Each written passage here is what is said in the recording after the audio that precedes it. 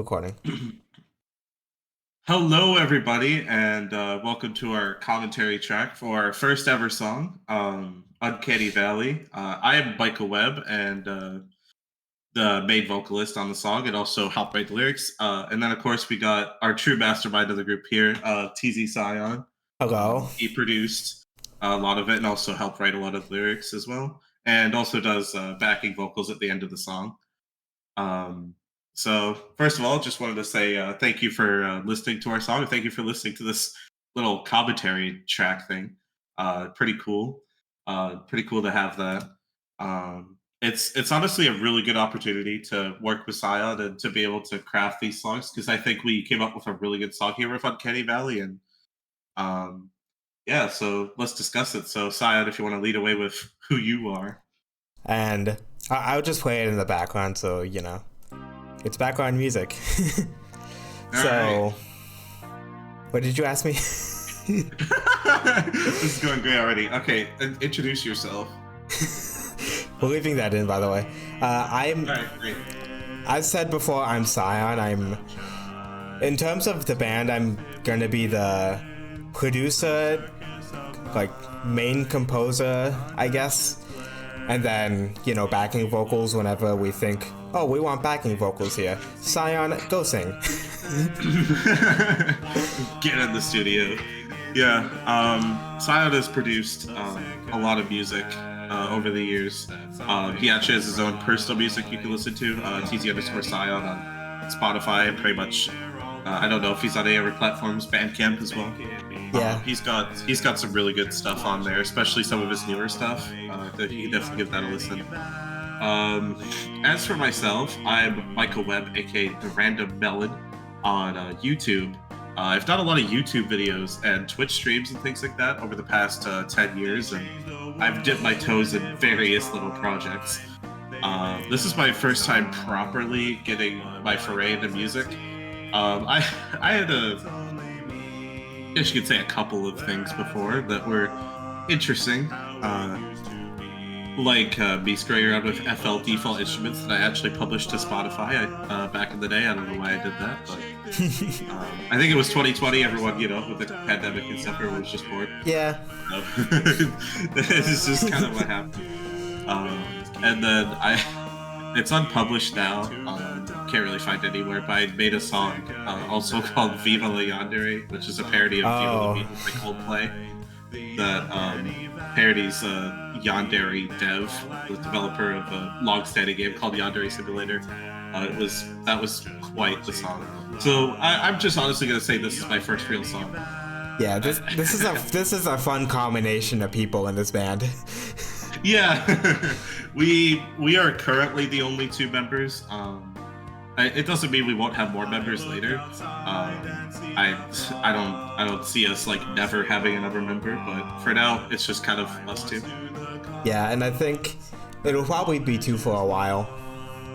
Yeah, I don't know. I think we'd have to really synergize well with someone to add another person or two to the band. So for now, I think it'll be just us. So yeah, with that in mind, how the band came to be. Okay. Yeah. I remember a part of this. Basically, you DM'd me talking about like how you wanted to like get into music sort of properly, something along those lines. And then, me, like, I'm an audio major in college, so I've been like learning how to do like mixing and stuff at a more professional level. And I thought, hey, I could make your dreams come true and give you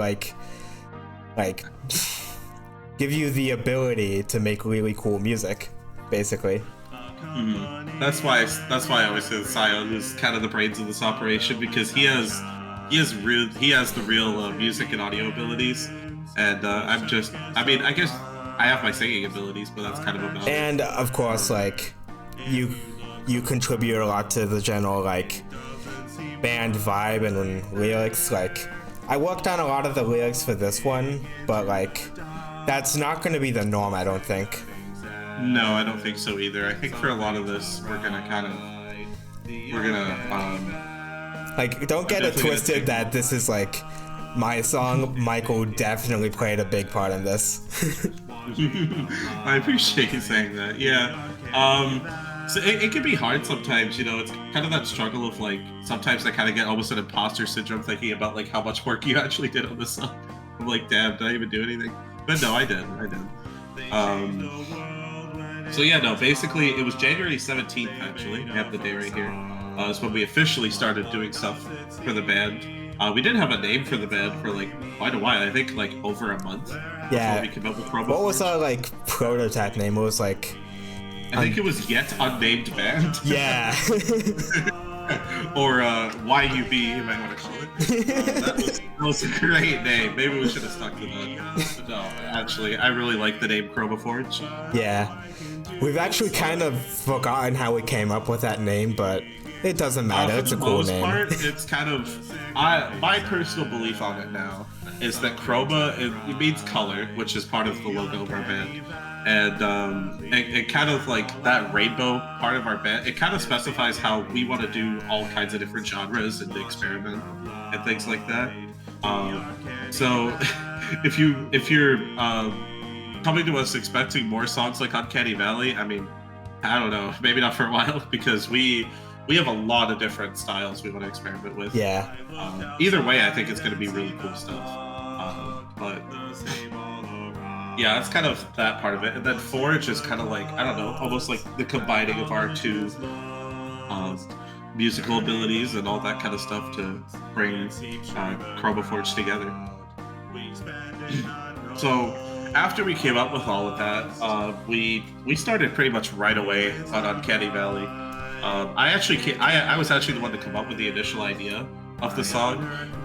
Me and Ty were literally just like sitting in a VC, just be like, oh god, what are we gonna make our first song about? Because we already had kind of a bass track instrumental to go off of. I had like made something small that like I didn't know exactly how to finish. It was intended to be like, you know, a song for myself, but like it offered the perfect opportunity to start it as a proper Chromaforge song. Especially with Michael's input when it comes to like how to continue it off. Yeah, so we did that, and then I'd been looking a lot into the concept of Uncanny Valley, which isn't the exact the way we interpreted it for the song. we get metaphorical with it. Yeah, but with that in mind, we kind of thought about how weird it is almost that like once you leave childhood and you enter adulthood, it's kind of instantly you're expected to fit in a cog in a company somewhere for the rest of your life and just kind of be a part of the system. Yeah. And we kind of both agreed that how kind of uncanny that is in a way. This song is actually a subtle critique on society. Haha. We live in a society. I mean, it is a little bit. It is. But in general... It's just funny to say it bluntly like that, you know? Yeah, it is, because that could definitely be, I guess you could, for lack of a better term, cringe in certain ways. But I think we did it tastefully enough where it's okay. Especially because it's buried in metaphor. That and also just the fact that we kind of... We kind of made it more fantastical in a way, and kind of developed this character in the song that's like not exactly us, but just kind of like this almost. I almost kind of equate it to like a sci-fi kind of thing. Yeah, kinda. I think that part was kind of inspired by Rule of Everything by Tally Hall. Oh yeah, that's a big influence for our band in general. Honestly, that is true. Really cool band. Tally Hall in general, they kind of have a similar thing. They're the closest like actual popular band I can say to us, like in terms of our goals and ambitions. Like, because they do all sorts of stuff, or did all sorts of stuff, and that's kind of what we want to do. But yeah, so that's how we came up with Uncanny Valley. In terms of putting the song together, we made a lot of revisions along the way, especially to the lyrics. The instrumentals, like I said, we had a bass for that going in that Sion was working on for one of his like personal songs that we ended up using for this song, and we had the idea pretty early on to use the organ and things like that. Yeah, actually, I think it like the organ was like an addition where like I kind of like thought of the idea and you weren't exactly sure of it until I, executed it, and then you're like, ooh, that's actually cool. that happened. If I remember that correctly. Yeah, no, I believe that's what happened. But that happened a lot. The idea behind the organ at the end is because sort of the outro in the lyrics is representing like how basically inevitable it is that there's no way to escape this uncanny valley that we've invented for the song. So I feel like the organ is like a powerful instrument that can represent the power of the uncanny valley at that point. Right, yeah, it's very foreboding as well because organs kind of have that unsettling, uncanny vibe if you know. Yeah, I mean, continue making that. Historically, organs, like, you would only hear them in churches, the house of God, basically. Right. So that's... And it's also been used in like horror movies and things like that to create to distort that like heavenly view of it. Right.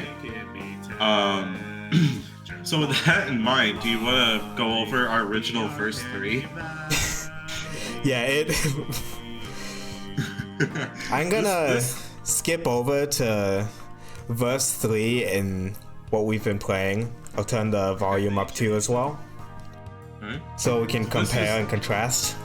So this is our current verse 3. I look outside and see the fog, the same all around. I once knew the cause, that knowledge is lost. Turning the cogs, it seeps through the crowd. We spend an unknown cost. Alrighty. So that's the final verse 3, which is, an actual song. Now, our original verse 3. Do you want to like? Not great. Send it in the VC chat, and I'll like. Yeah. Sure. Sing over it to demonstrate like how kind of not good it is. I didn't know you felt like singing at 3 a.m. But go on. Don't worry. We do a lot of the work on these songs at these late night hours because it tends to be when we're most creative. I swear we finished Uncanny Valley at like 1 or 2 a.m. Yeah. Yeah. But here's initially verse 3. I have been here for quite some time. I think I forgot. Is this really fake? Or it's fakely real? Like it or not, it's not a mistake. I guess it has appeal. I don't like how we held that one word. Yeah. I don't know. It's fakely real. It's like kind of like looking back on that, I'm like, oh man. I think at first when we wrote that, we were kind of like, oh, it's kind of, whoa. And then we come back to it. Here's the life lesson, kids. You can write something and then later realize, hey, that's kind of trash. But that's okay because you can change it. Exactly. And we did that. We did that quite a lot in Uncanny Valley. Like when singing and like when actually putting lyrics together. I don't believe. I'm just double checking. Oh, at one point we had an interim lyric, beginning of verse 3. So now my life looks like a fog. I don't know what we were thinking there. We're just kind of getting to where we landed. We had the fog idea, just didn't know how to express it yet. Right, that's fair. That's fair. But yeah, I'm glad we remembered that because it's very funny to share in something like this. Yeah. So just a tip out there, it's okay for you to write something and then come back to it and be like, oh, this actually sucks. Like that happens so often. We did that quite a few times, I believe, in this song. So don't be afraid to do that. Do we have anything else to share about the song? Oh, the bridge. The bridge is very cool. It's our favorite part of the song. Yeah. I would think. The bridge, we really wanted to be able to, well, metaphorically, literally bridge the gap between the character discussing his kind of discussing his disdain for the Uncanny Valley and his acceptance of it. Kind of that in between in the 5 stages of grief almost. Yeah. And I think we executed it really well. I'm very harsh on myself and my singing in general, but I think especially in the vocals that really comes out in the bridge, which is pretty awesome to hear. And of course, Sion's instrumental in that too. Has a little bit of a different twang to it compared to the rest of the song. I think that's really cool. So anything you wanted to say about the bridge? I mean, I can point out this funny thing here. It did take a lot of like vocal takes to get the bridge that we have. So oh my god, let me see. How many was it? 9, I believe. 8 if I remember correctly. Still crazy. Oh yeah, it's 8. Yeah, we had 8 takes from the bridge. It was hard. But yeah, while we were trying to get those takes, that's why these notes are colored differently, because we were trying to hit them. Yeah, and that wasn't just a me thing too. It's like it's not an easy section, especially with the odd time signature. Yeah. Oh yeah, we should talk about that. This song is a 9/4 time signature, which is definitely not standard.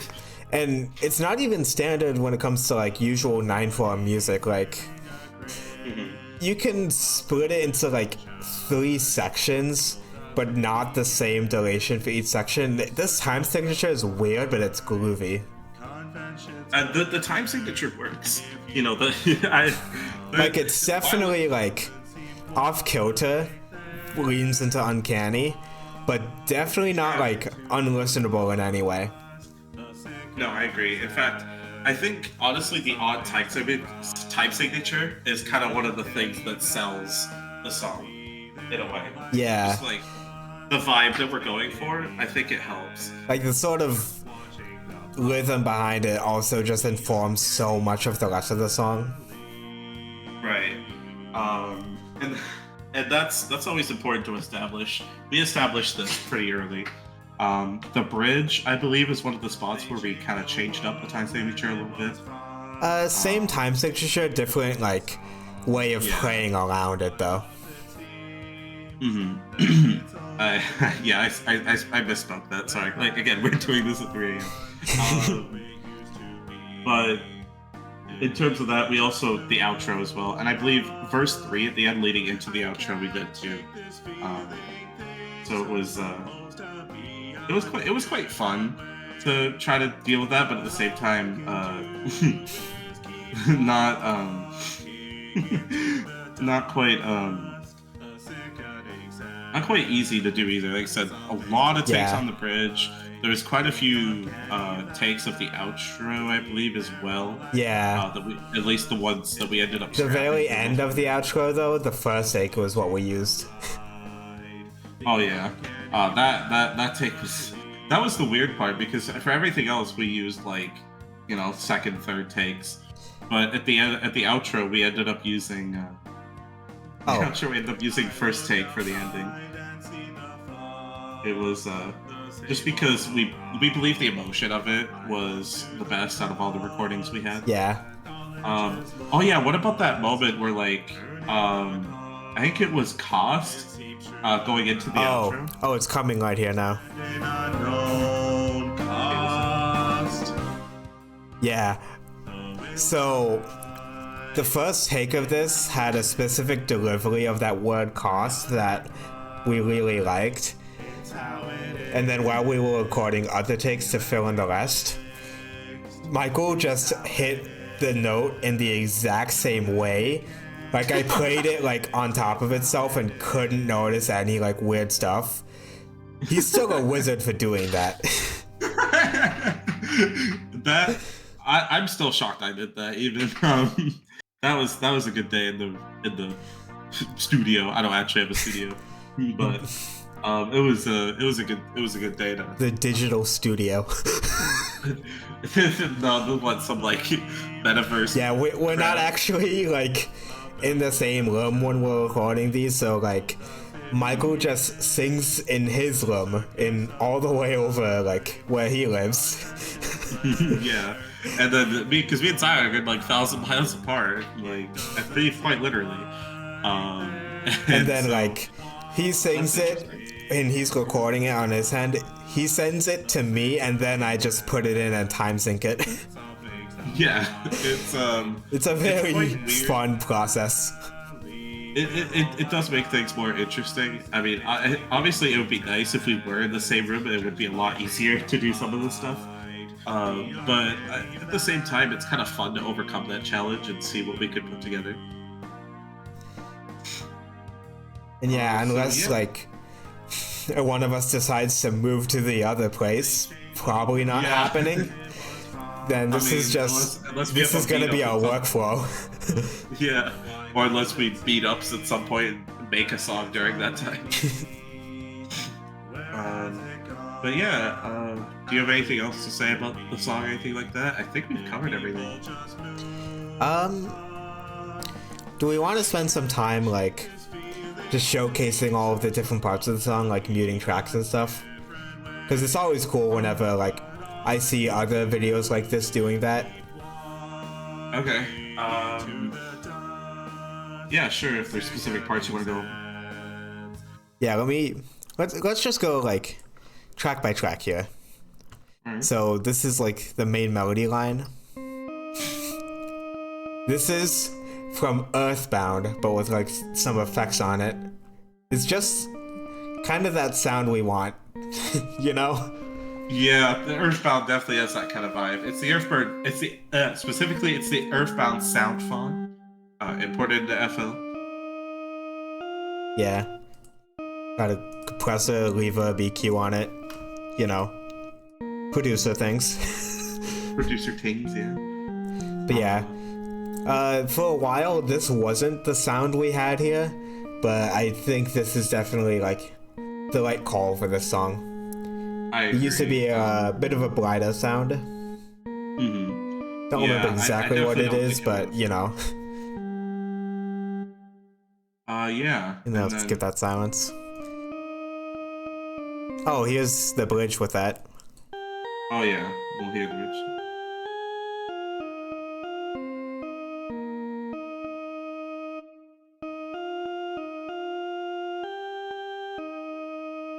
And then chorus again, and then here's the other unique part.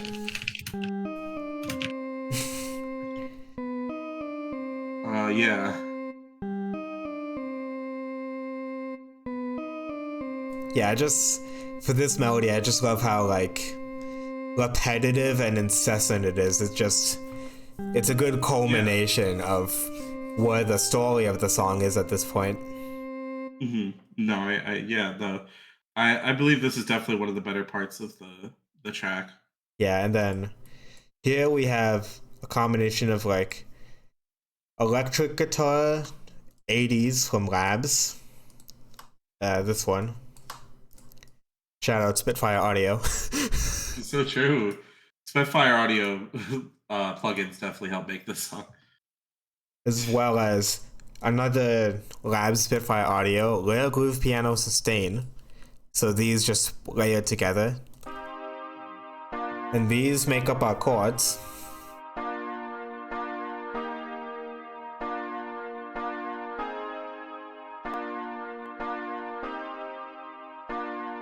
Yeah.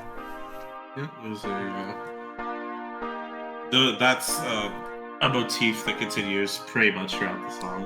It does change up a little bit in the bridge and I believe the outro. Yeah. In the chorus, it's a little different here. Okay. Especially rhythmically. even brighter sounding. Pretty common for a chorus. Yeah. Made a lot of use of like putting in major chords when like their notes don't all follow the key, but it works so well, especially when resolving.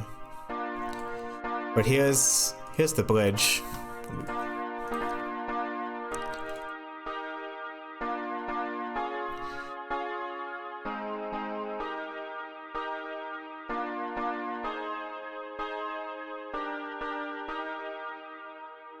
That's another chorus, and then here's what the outro sounds like. I think this will include also the organ. Yep. Yep. Of course, the organ, like you said, being a pretty big part of the done with this thing on Contact. I found this flea. Okay. And a combination of the Toho sound font church organ. I didn't know that you'd use that. That's pretty funny.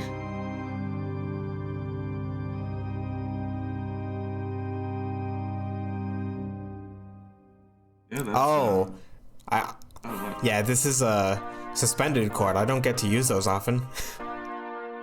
Oh, no, interesting. We get into music theory mode. I didn't know you didn't use those much in your songs. Yeah, it's just kind of hard to use them unless you're like resolving immediately. Right. Anyway, here's the bass line.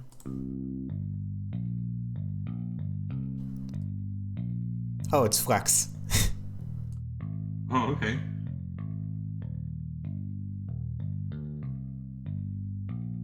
Yep, and then of course, as per usual, it changes and yeah, like the chorus. Here's chorus.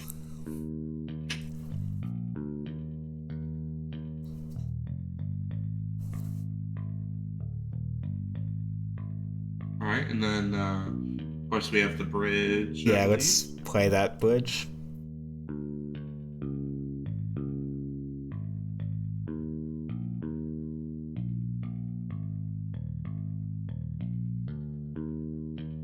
Yeah. And then, of course, the outro. Which is pretty simple in the bass. Mainly because the organs are kind of already doing the bass's job here. Right. And plus, the bass, it's also kind of a cool effect in a way because the bass kind of starting to fade away kind of almost exemplifies the fading away of oh, definitely.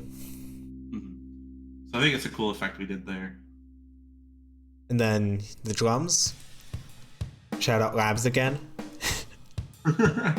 Seriously, Labs and Spitfire Audio. Seriously, put this song together.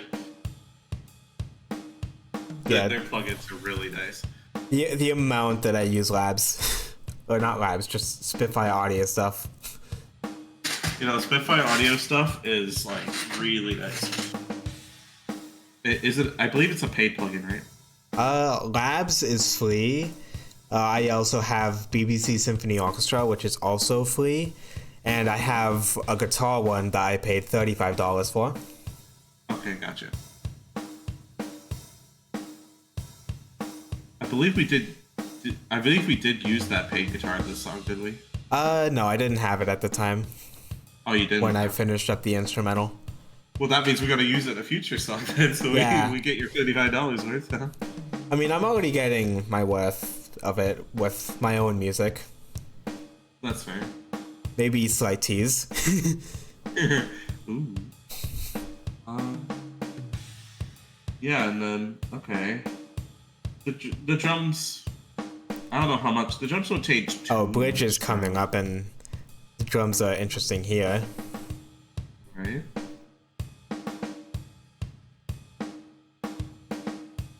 Yeah. Oh, yeah. It really just highlights that different rhythm in the bridge. Mm-hmm. No, it's really nice. Do you want me to solo your vocal track? I don't think so. Yeah. Definitely. I didn't think so either. Because I would say the same thing to you. Do you want to solo your music, your vocal track? Screw it. Let's, because it's backup vocals, we might not like fully hear it your first listen. Like, yeah, let's just put everything back. Alright. So it's here in the outro, Yeah. and basically I'm just repeating "It's how it is."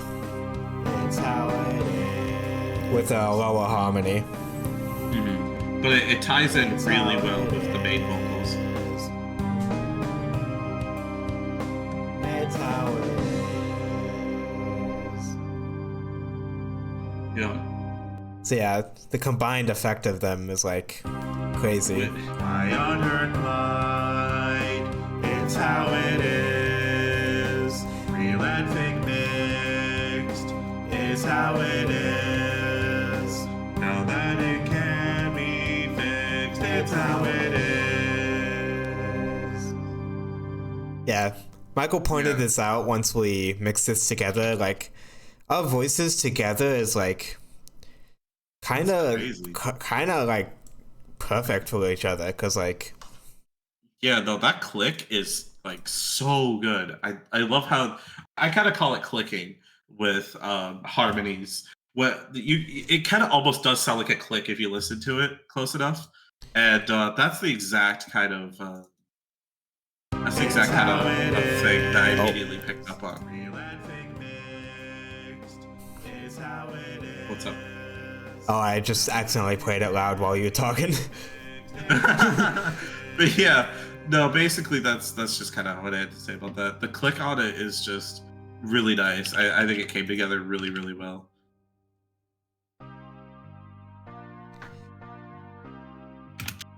So yeah, I think we've exhausted most of what we can talk about with this song. Yeah, no, I mean this is pretty much the whole story of the song right here. I think we've got it nailed down pretty well.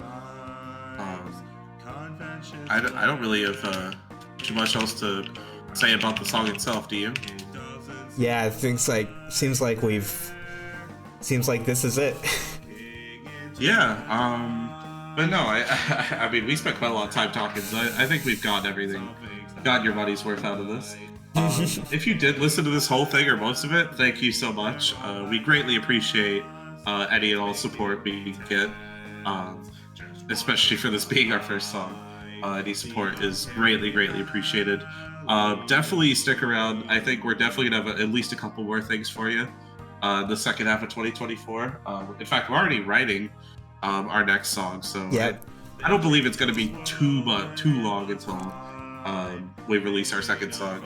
Like I said, we're experimenting with a lot of different kind of styles and things like that, so definitely expect something completely different from this song when we come up with that. But we think it's going to be really good and might even actually be better than this song once we get it all put together. Well, because I'm vibing with our new song so far, so I think it's going to be good. Yeah, okay. Because I'm not sure just yet, but you know, as we continue developing it, it'll become better. You know. Yeah, no, and I think it is just a good goal in general to set our sights on that. Just Like to set our make sights each on- song better than the last. Yeah, exactly. I think it's just a good. A good idea to do that. So yeah, thank you so much for listening to this commentary track for Uncanny Valley. I've been Michael Webb, and he's been TZ Sile. And you'll hear us blabble on again when we release our next song. So Yep. we'll see you then. Make sure to check our socials and stuff. You know. Oh yeah, Click check the out our buttons. Twitter. Yeah, click the buttons. Twitter, Instagram. We have a Discord server as well, and Bandcamp as well. And all our songs are all going to be available on pretty much every major platform: Spotify, Apple Music, YouTube Music, iTunes. Even TikTok, things like that. It's pretty much everywhere major. So you can find it there. And also our Bandcamp as well if you want to support us more directly. Because, of course, you know, Spotify and all that pay us like absolute pennies. So if you want to support us directly, you can check out our Bandcamp as well, chromaforge.bandcamp.com. We greatly appreciate however you want to listen to our music, though. Thank you so much, and we'll see you next time.